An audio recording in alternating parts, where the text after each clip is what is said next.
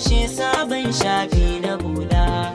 Saboda yawaita zancen ki ne harshe ya haɗe da ganda. Siga da zama maɗi duka baki na ya haɗa ya tanda. Ya zanyi da masu suna idan kin bar ni cikin tunani. Ƙaunar ki tana bugun zuciya, sautin ta yana fitowa. Komai kika ambata sai na yarda da shi ba na musawa. Muri da na kyautata miki domin so kiyo yabawa. Ki mun uzuri a soyayya sabanin mu yana zamani. Mai so a cikin duhu yake da haske na wata da rana. Bai ji da gani hakika a yau kurma na kiraye kaina. Sai wanda ya san da fina sane zai gane dukan nufina. Ki je ki binciken so ki nemo wanda ya so da rani. Ran da san ki ya zo ya soke ni na duk kamar na fara hauka. Ranar kowa ya raban da hannu nake kai masa duka. Motsin da nake ta ji a cikin rai zuciya na da shakka. Sayin da kike kira ki jibirya ta cikin sakanni. Din da kan yi zancen ki inda za na jiya na kanje.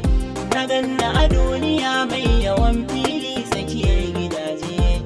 Motsi da yawan zumuɗi na mai so ba ya zama garaje.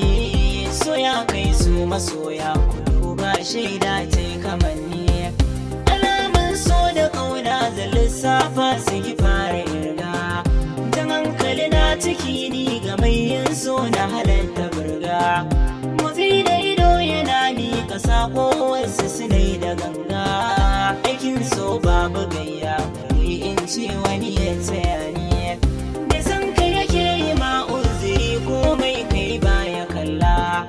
In ka shiga damuwa sai ya dama a tara kulub da kwalla. Ni ma damuwa ta ce taki don haka san ki nake ta maula. Ganin tafiyar muna sa kusa kai matsayin sa'anni. Salon wasu ne a soyayya in sun zauna su dinga wasa. Koyaushe muna hakan ni da ke bishiyar mu tana ta rasa. Ki mayyar so na mai danki kauna gane ina na dosa. Na tsaka mai wuya nai sake mashin soya take ni. Komai da yi mallaka dai amincewa na rasa a kanki. Domin ki na daina yin tanadi buri na mallakar ki. Ban samun nutsuwa sai idan kin bayyana fara'arki. So bai kyale mutane ba ya taba tsuntsaye da jini. Ki zo ki min da jagora sanda ta ki rike ta zaifi. Na tsallake rijiya dan na samu ruwa ki raka ni rafi. Lamma ta yabo ki ban na fi so hannun ki ya min tafi. Kana iya boye suna ki kan haka za na tsaya a ganni. Na rufe idanuwa na da kunne dan maganar mutane.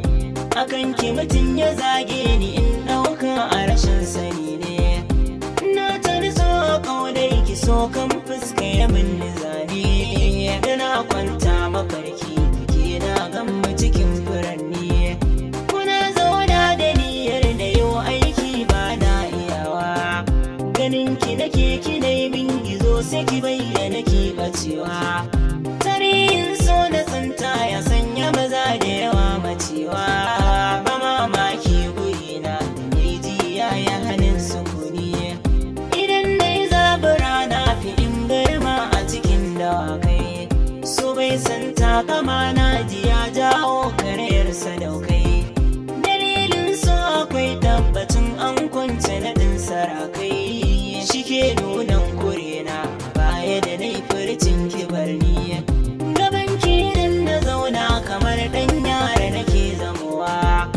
Idan kuma baki nan sa'i ba hirar mu nake tunawa. Kalamai masu daɗi a baki mawaka ne kurewa. Bana shakka akan haka ni dai naki yake taɓa ni. Makarantar so muddin aka sanya kafa ba a gamawa. Ni na shiga daidaiwa ciki a ajinki na yau tsayawa. Na dau so nai sakawa a girji na yayi diskarewa. Sako na ya same ki tashi ki warkar